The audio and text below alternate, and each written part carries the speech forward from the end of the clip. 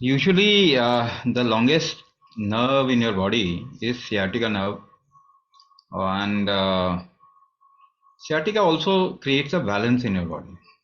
Alignment rather, left and right alignment. ये क्या होता है कि ये पीछे आपकी रीढ़ की हड्डी जहाँ पे ऊपर की ओर में हाइपोथैलेमस की तरफ से शुरू होती है और ये एड़ी तक जाता है. So it is responsible for maintaining the alignment of your body. Now, if the alignment is not proper, and this example I give all the time, कि आपकी रीढ़ की हड्डी का ना there is a strength of tension, जो उसका tension बना रहता है ना. जैसे कि 33 stones if you collect and drill hole and put a rope inside and stretch it, then all the stones will get aligned. ना यही रीढ़ की हड्डी है ना आपकी. ये जो फोर्स है, ये जो टेंशन है, जिसकी वजह से आपकी रीढ़ की हड्डी अलाइन रहती है, it is also connected with sciatica. So alignment अगर आप करेंगे तो ये दोनों चीज चली जाएगी. अभी आपका लेफ्ट एंड राइट अलाइनमेंट नहीं है, right. And the second factor which is weak inside your body.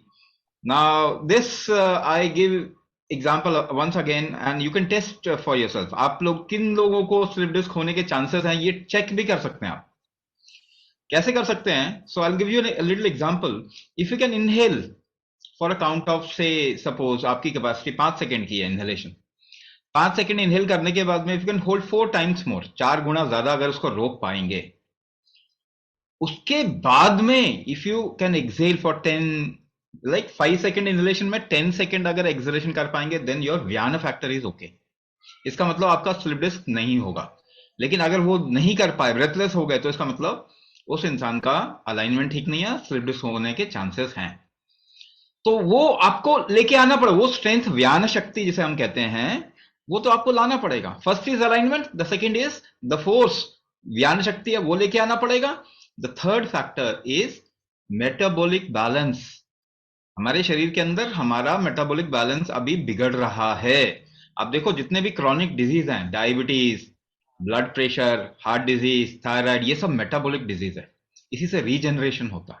तो आपके सेलुलर डीजनरेशन होगा तो स्लिप डिस्क जल्दी हो जाएगा. कहीं अगर हड्डियों के बीच में कहते हैं ना घिस गई हैं, वो घिस गई है क्या, वो रीजनरेशन नहीं हो पा रहा वहां पे. उसके लिए आपका मेटाबॉलिक फैक्टर स्ट्रांग होना चाहिए. ये तीन चीजें अगर आप करेंगे तो आपको सोल्यूशन मिल जाएगा, ठीक हो जाएगा.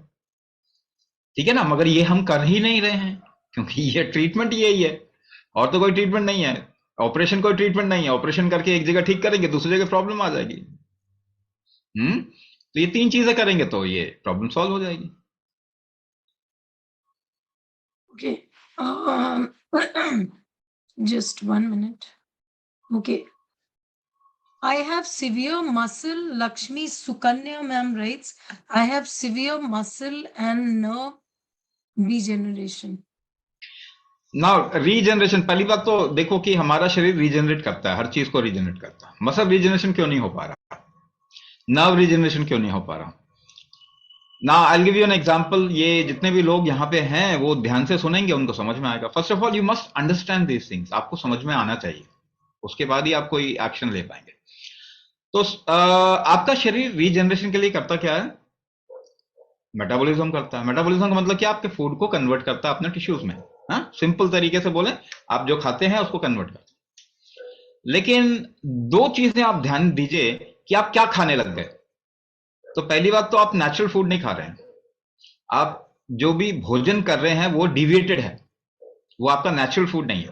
तो क्या जेनेटिकली मॉडिफाइड, हाइब्रिड, प्रोसेस्ड, है ना, इस तरीके का, इनऑर्गेनिक, इस तरीके का फूड खा रहे हैं. तो उसको प्रोसेस करना बॉडी के लिए थोड़ा मुश्किल होता है, वो ठीक से कर नहीं पाता. दूसरी बात, उसका प्रोसेस करने के फैक्टर जो भी होते हैं वो हम वीक करते हैं जब भी हम कोई अलग चीज डालते हैं, केमिकल डाल देते हैं. जैसे कि कार्बोहाइड्रेट हम शरीर में डालें तो इंसुलिन निकलना चाहिए, प्रोटीन के लिए थायरोक्सिन का इस्तेमाल होना चाहिए, है ना. मगर हम जैसे ही केमिकल डालेंगे ना, वो रिलीजिंग, वो हार्मोन जो रिलीज होते हैं, वो एंजाइम्स जो रिलीज होते हैं, वो फैक्टर वीक हो जाता है. दोबारा से मेटाबॉलिज्म का प्रॉब्लम आ गया. तो दो चीजें, मेडिसिन एंड फूड, ये दोनों ही हमारा खराब होने के कारण हमारा मेटाबॉलिक फैक्टर ठीक नहीं है. ना ऐसे में क्या कर सकते हैं, एक और फैक्टर है, एनवायरमेंटल फैक्टर भी खराब हो गया. ऐसे में क्या कर सकते हैं, क्या इनको बदल सकते हो एकदम से? नहीं बदल सकते. तो क्या कर सकते हैं, तो आपकी क्षमता इस डिविएटेड एनवायरनमेंट में भी इससे नुकसान ना हो, क्या वो क्षमता बनाई आपने अपने अंदर?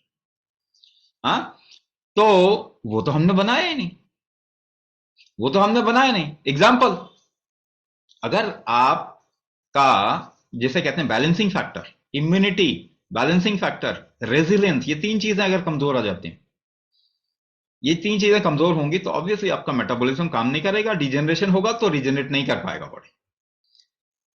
तो ये कैसे बढ़ा सकते हैं?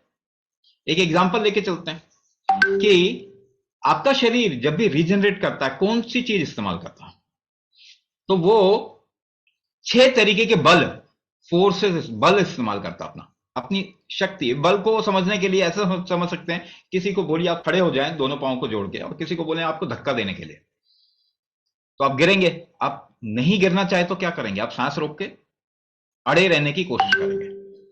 तो ये जो सांस रोक के अड़े रहने की कोशिश है, ये आपका रेजिलियंस है। ये आप डिविएटेड एनवायरनमेंट में आपको कितना, आपको नुकसान हो कितना नहीं हो, वो क्षमता दिखाता है। जो बहुत जल्दी गिर जाएंगे उसका इम्यूनिटी और रेजिलियंस कमजोर है, जो देर से गिरेंगे उसका इम्यूनिटी रेजिलियंस ज्यादा है। तो देर से गिरेंगे मतलब, अड़े रहेंगे मतलब सांस रोकने की क्षमता ज्यादा होनी चाहिए, वो कम हो गया, वो आपका कम हो गया, तो कोई भी चीज नुकसान आपको जल्दी कर रहा है। अब मेटाबॉलिज्म का फैक्टर भी जोर लगाना है शरीर को, तो उसी बल पे लगाएगा। वही चीज अलग अलग तरीके से डिस्ट्रीब्यूट होती है तो 6 तरीके के बल बनाती है, 6 तरीके के फोर्सेस बनाती है, जिससे 6 तरीके के 6 लेवल पे मेटाबॉलिज्म होता है। क्या क्या है वो? देह बल, दोष बल, धातु बल, अग्नि बल, मनोबल, ओजस बल। ये कमजोर हो चुके हैं हम। यही अष्टांग चिकित्सा में हम इन बलों पे काम करते हैं, ताकि आप दवाई खा रहे हैं तो उससे नुकसान कम हो, आपका मेटाबॉलिज्म स्ट्रांग हो, आपका रीजनरेशन स्ट्रांग हो, है ना? ऐसे मान के चलिए कि कोई चीज खा के आप मजबूत नहीं होते, यानी खाने के बाद आप मैराथन नहीं दौड़ने लग जाते। खाने को पचाने की क्षमता जो आपके शरीर की होगी ना, जो बल होगा शरीर का, उसकी वजह से आप रिकवर करते हैं। किसी और चीज से रिकवर नहीं। आप सोचते कुछ अच्छा विटामिन खा लो, मल्टीविटामिन खा लो, और ये खा लो, वो खा लो, प्रोटीन खा लो तो आप रिकवर कर जाएंगे। नहीं नहीं नहीं, वो तो आपकी शक्ति के ऊपर है। तो शक्ति कौन बढ़ाएगा? दवाई तो नहीं बढ़ाएगी। कौन बढ़ाएगा? वो कुंभक बढ़ाएगा। क्योंकि आप कोई भी एफर्ट करते हो अपने दिनचर्या में भी, सुबह से लेकर शाम तक, तो सांस रोक के करते हो ना।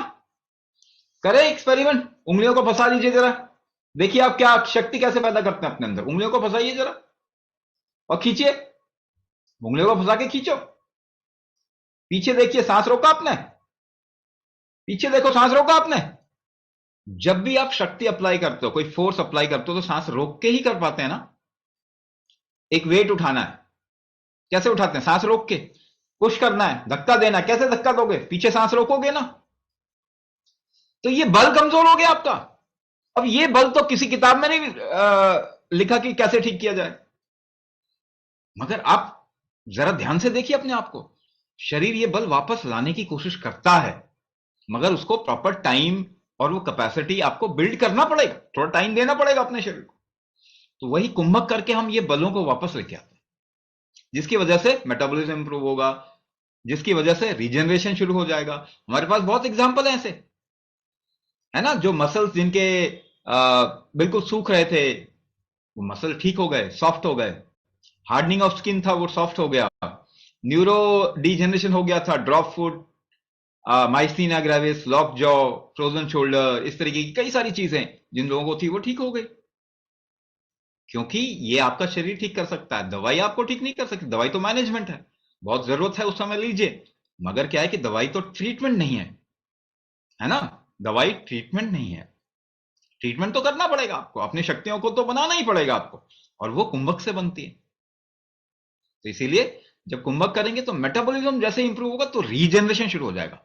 हमारे यहां पे लकवे का पेशेंट आया और वो 96% उसका ठीक हो गया, न्यूरो रीजनरेशन हो गया, और वो दिल्ली यूनिवर्सिटी में एक प्रोफेसर है। तो रीजनरेशन तो होता है, मगर क्या आपके पास वो बल है रीजनरेशन का? है ना? तो वो तो बढ़ाना ही पड़ेगा, वो तो कोई और चीज नहीं बढ़ा सकती। वो भोजन नहीं बना सकता, वो मेडिसिन से तो बिल्कुल भी नहीं, उसी से तो खराब हुआ है। तो ये करेंगे तो रीजनरेशन शुरू हो जाएगा, तो मसल आपके जो सूख रहे हैं, जो डिजेनरेट हो गए हैं वो वापस रीजनरेट होना शुरू होंगे। केवल टाइम का फैक्टर है कि किस लेवल तक आपको प्रॉब्लम आ गई है, तो कितना टाइम देना पड़ेगा। कुछ लोगों का 2-3 महीने में ही हो जाएगा, कुछ लोगों का 6 महीने में, कुछ लोगों को साल भर लग सकता है। केवल टाइम का फैक्टर है। तो अपने बल बनाएंगे तो मेटाबॉलिज्म और साथ में रीजनरेशन भी होगा।